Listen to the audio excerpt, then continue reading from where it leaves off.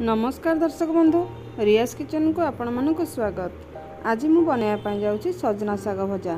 क्षीर भात पकई केमती सजना साग भाजवा तेबे आसंतु जानि नेबे। देखंतु आम बाड़ी रे केते सुंदर आ कौलिया सजना साग होईछि।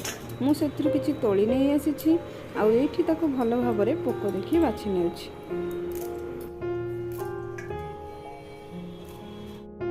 साग प्रस्तुत करबा पई मुझे किसी सजना साग को बाछि रखी। एटी किसी पियाज को सर सर कर काटी रखी। एटी किसी गरम भात नहीं। एटी दुईटी सुखिला लंका और फुटण नहीं। एटी किसी क्षीर नहीं। आठी किसी स्वाद अनुसार लुण नहीं। एबे चलते जाने यार प्रस्तुत प्रणाली। प्रथमे मु कड़ाई रे किसी तेल नेउछि। एठी मु सोरिष तेल नहीं। आपन चाहे रिफाइन तेल नहीं पारे। एबे मु सेथिरे किछि सुखिला लंका पकाउछि। सुखिला लंकाटी भल भाव में भाजी हो गला परे मु सेथिरे किछि फुटण पकाउछि। फुटणटी एबे हमर फुटी आसलानी। मु सेथिरे एबे काटी रखिथिबा पियाज सब को पकाउछि। पियाजटी को मु भल भाव में भाजी नेउछि। एबे हमर पियाजटी भल भाव में भाजी हो गलानी। सेथिरे मु एबे बाछि रखिथिबा सजना शाक को पकई टिकी गोळेई नेउछि। एबे हमर सागटी भल भाव में भाजी हो गलानी। सेथिरे मु एबे स्वाद अनुसार लुण आ रखिथिबा क्षीर पकई नेउछि। एबे सेथिरे मु किछि गरम भात पकई ताको भल भाव में गोळेई नेउछि।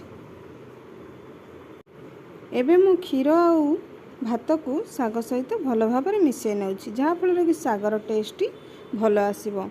एई देखंतु आमर एबे आम सागटी धीरे धीरे होई आसलानी।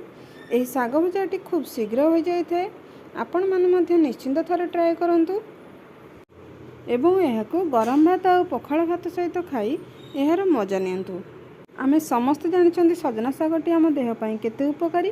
तेणु सप्ताह को 2 ରୁ 3 थर खाइबा पई निहाती चेष्टा करंतु।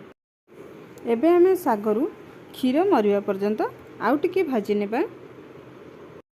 एबे देखंतु सागरु संपूर्ण क्षीर मरि सरलानी। एबे आमर सागटी संपूर्ण रूपे प्रस्तुत हो गलानी।